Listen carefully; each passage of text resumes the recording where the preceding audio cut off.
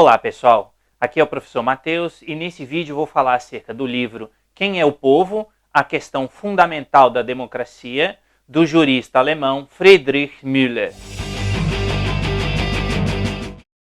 Uma vez explicado o conteúdo do livro, eu quero agora fazer alguns comentários a respeito da importância ou da utilidade desse livro para que a gente possa analisar a situação política de determinado país. Logicamente que eu vou fazer alguns comentários aqui em relação à situação política atual do Brasil, o que, por um lado, é muito positivo, porque essa situação política permite a gente colocar em prática inúmeros conceitos e ver como esses conceitos existem, né, ou se concretizam na realidade. Agora, por outro lado também, eu quero aqui já deixar claro que eu não sou nem contra nem a favor do governo A ou B, né? Não pretendo aqui defender ou acusar nenhum tipo de governo ou nenhum tipo de oposição, né? Eu tenho, obviamente, as minhas crenças políticas, né? Ou seja, o meu pensamento político, mas eu espero que vocês não entendam como defesa de um ou como acusação do outro, porque, como vocês sabem, meu objetivo aqui não é esse. Eu tento nos meus vídeos ser o mais imparcial possível, sem defender ou acusar A ou B, e é isso que eu vou fazer nesse vídeo também, apesar, repito, de dar alguns exemplos que vão ser exemplos aí tirados da realidade pela qual a gente está passando agora, nesse mês de março aí de 2016. Tá? Então tenham isso em mente, né, para depois não dizerem aí que eu estou acusando ou defendendo A ou B. Esse não é o meu objetivo aqui com esse vídeo. Dito isso, uma coisa que eu acho bastante interessante que a gente tem em mente é o seguinte: desde 2013 o Brasil vem passando por um processo, e esse processo ele se caracteriza principalmente aí pelas manifestações de rua. Desde lá 2013, ao meu ver, é o marco aí, que foi uma das maiores manifestações, né, que ocorreram recentemente, e esse clima de manifestação ele acabou se prevalecendo, ou ele acabou se perpetuando ao longo aí desses 3 últimos anos, e agora então nesse mês de março de 2016 a gente teve aí de novo, né, manifestações contra e a favor do governo. E o que se torna importante perceber aqui? Por que eu estou citando isso? Porque muitas vezes a gente vê notícias, né, dizendo que o povo sai às ruas para se manifestar. E aí, como eu disse, não importa aqui se a manifestação é contra ou se a manifestação é a favor do tema A, B ou C, do governo X, Y, Z, e isso é irrelevante.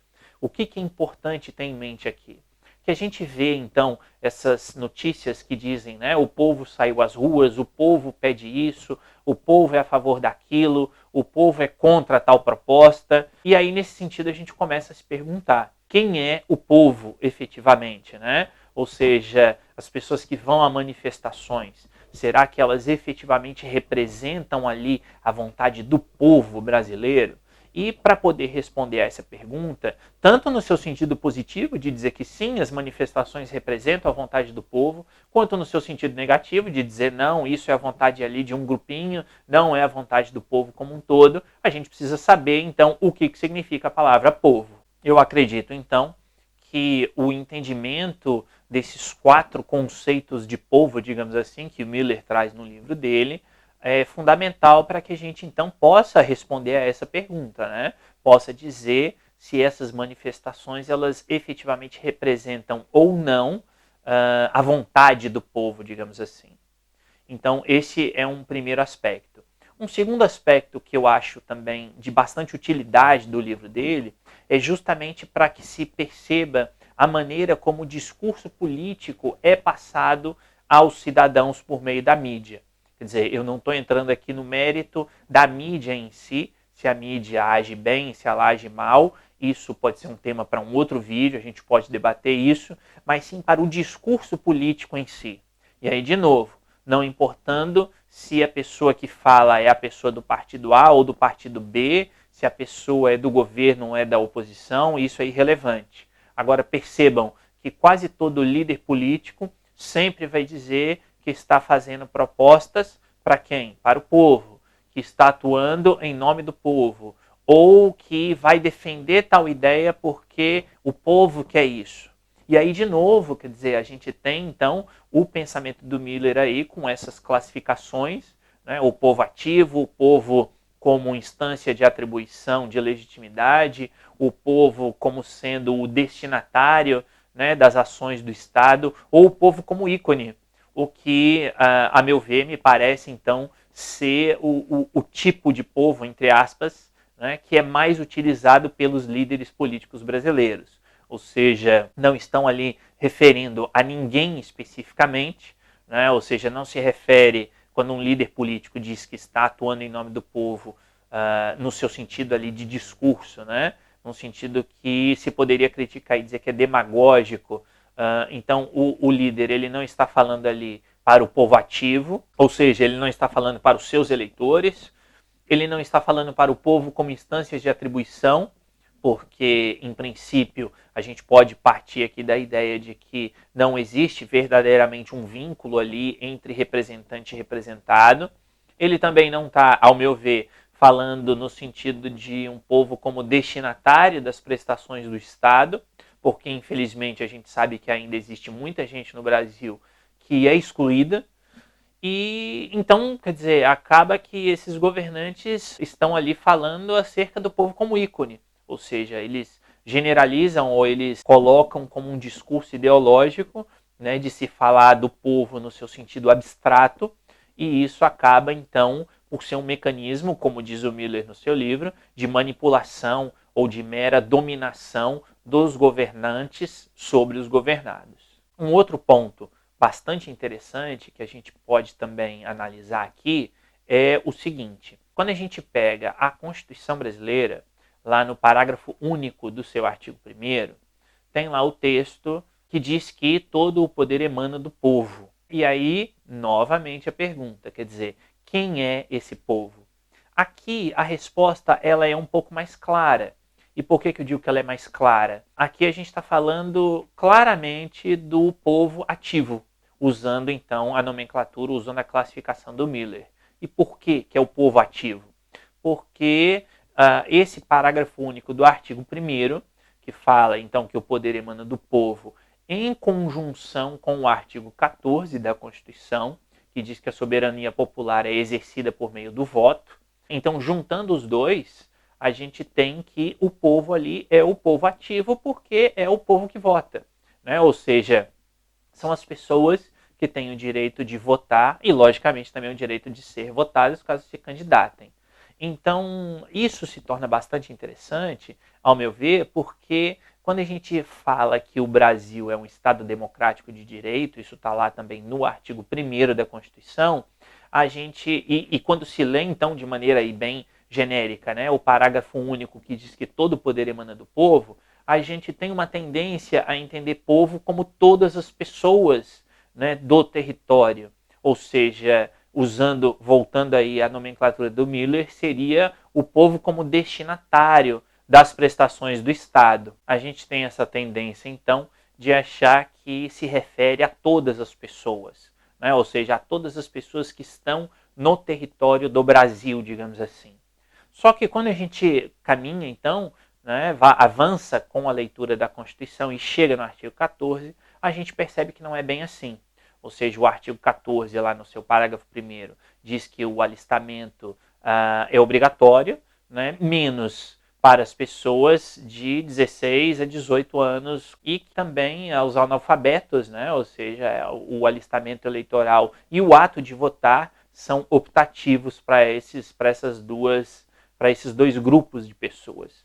Então, na verdade, a gente não tem o povo como um todo, né? E se torna então interessante analisar ou verificar de que forma a gente tem ali um texto juridicamente estabelecido, que seria a Constituição, né? A norma dizendo então quem é o povo, por um lado. Por outro lado, a gente tem o discurso do parlamentar ou o discurso do representante, de maneira geral, que diz que está atuando em nome do povo. E a gente tem ainda os próprios cidadãos que se manifestam, que vão às manifestações e diz que ali está presente a vontade do povo. E aí, né, no final das contas, onde está a vontade do povo? Quer dizer, quando a gente olha para o Brasil atual, qual é essa vontade do povo, né? ou ela é expressa por meio do quê? Quer dizer, a gente pode considerar aí que as manifestações expressam uma determinada vontade, por um lado, que em princípio se apresenta como uma vontade majoritária, mas ao mesmo tempo, quer dizer, e aqui eu estou me referindo àquelas pessoas que se manifestam contra o governo, mas ao mesmo tempo a gente também vê manifestações a favor do governo. Então aí qual é a vontade do povo, digamos assim? Por outro lado, em relação aos políticos ou aos líderes políticos, né? Quer dizer, esse eu acho que é mais claro quando dizem aí que estão atuando em nome do povo também, né? Como eu disse anteriormente, é muito mais uma questão ideológica, de abstração, de dizer que eu, político X qualquer, estou atuando em nome do povo, mas se a gente parar para pensar e perguntar quem é o povo, em nome de quem o senhor trabalha, talvez esse político não saiba responder. Quer dizer, é o povo ali da cidade que o elegeu, ou é o povo do estado, ou é o povo do Brasil como um todo. E, de novo, repetindo, então a gente tem a própria Constituição, que se num primeiro momento passa essa ideia de que povo seriam todas as pessoas, por outro lado, logo em seguida já reduz e diz que pelo menos naquilo que diz respeito ao ato de votar, seja votar em eleições, ou seja, votar em plebiscitos ou em referendos, ou até mesmo no ato de fazer propostas de lei, como tem lá no artigo 14, inciso 3, que diz que existe então o projeto de lei de iniciativa popular, que os cidadãos podem fazer essa proposta, e isso é só para aqueles que têm mais de 18 anos. Ou seja, essa possibilidade é apenas para uma parcela da população, né? Não é para todo mundo de maneira geral.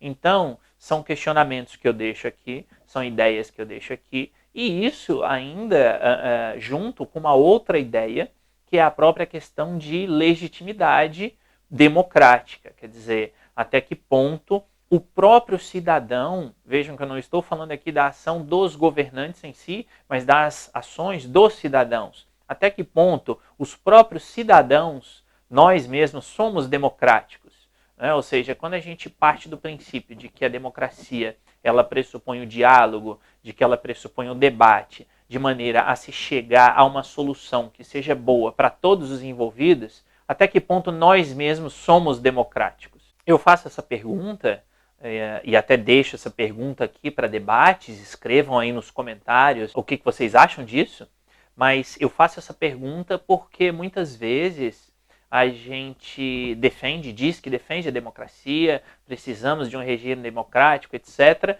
mas a gente espera que essa democracia venha apenas por parte do Estado, sem nós mesmos, não vou dizer como pessoas, né, mas como cidadãos, ou seja, nós mesmos no trato com os demais na vida em sociedade, nem sempre somos democráticos. Percebam que, nesse caso, a gente precisa ver ou analisar até que ponto o próprio cidadão contribui ou não contribui, né? Ou seja, o próprio cidadão contribui ou prejudica o próprio regime democrático brasileiro. A título de exemplo, e isso é uma preocupação que o próprio autor, o Miller, coloca no livro dele. Quer dizer, a gente pressupõe que a democracia corresponde à vontade da maioria. E isso está certo? Quer dizer, está certo, mas está certo apenas até um certo ponto. Por quê? Porque a gente não pode pressupor que a maioria deva ter o direito de tirar direitos da minoria. Ou seja, a gente não pode pressupor que a maioria, porque quer uma ação X qualquer por parte do Estado, que essa ação X tenha de ser feita de qualquer maneira, simplesmente porque a maioria quer. Ou seja, nesse caso, o que a gente viveria é aquilo que um autor chamado Tocqueville chamou de ditadura da maioria. Né? Ou seja, um regime democrático, na verdade, ele, lógico, pressupõe como um critério ali numérico o princípio da maioria, então a maioria vai vencer, isso é fato, mas essa maioria não tem o direito de reprimir a minoria. Ou seja, essa maioria ela não tem o direito de fazer aquilo que ela quer, do jeito que ela quer, se essas ações que a maioria defender prejudicarem os direitos da minoria. É por isso, então, que atualmente a gente não pode pressupor, e o Miller fala isso no livro dele, que um regime democrático se caracterize simplesmente pela existência de regras eleitorais. Porque se for assim, significa dizer então que a maioria pode fazer o que bem entender e, ao fazer isso, essa maioria pode eventualmente infringir os direitos fundamentais da minoria, criando aquela exclusão acerca da qual eu falei na outra parte do vídeo. A gente precisa analisar essa ideia de povo e essa ideia de democracia, de governo do povo, levando em consideração uma série de detalhes, uma série de critérios, e nesse sentido, então eu acredito que a contribuição desse autor, né, ao deixar claro ali a que a expressão povo se refere, eu acredito que a contribuição dele é bastante relevante, bastante importante, para que a gente possa, como eu disse anteriormente, saber, né, a que estamos nos referindo quando utilizamos determinadas expressões no nosso dia a dia. E digo isso porque, como eu já coloquei aqui em outros vídeos, existem deveres fundamentais por parte de todos os cidadãos. Ou seja, os cidadãos não têm só direitos, né, que o Estado precisa garantir, mas tem deveres também para a coletividade. E o exercício desses deveres, então, pressupõe um ambiente de legitimidade democrática em que os direitos fundamentais de todos, e não apenas os direitos fundamentais da maioria, sejam garantidos. Então é isso, pessoal. Espero que tenha ficado claro para vocês esse conceito de povo. Espero que tenha ficado claras para vocês essas classificações que o Miller faz do conceito de povo. E espero que tenha ficado claro também essa ideia de legitimidade democrática com base no cumprimento dos direitos fundamentais por parte do Estado a todos os cidadãos, que são os destinatários, então, das ações do Estado, como diz o Miller. E vocês, o que vocês acham? Vocês acham que essa definição de povo que ele faz tem sentido? Vocês acham que os comentários aí que eu fiz, quer dizer que a Constituição brasileira, ela deixa em geral o povo de maneira geral, mas depois acaba limitando, tem sentido isso? Qual que é a opinião de vocês acerca do conceito de povo? Deixem aí nos comentários o que vocês acham, né? Deixem aí também as suas críticas, deixem aí as suas sugestões de novos temas. E não se esqueçam então de curtir e de compartilhar o vídeo e de assinar o canal. Valeu, pessoal, um abraço e até a próxima.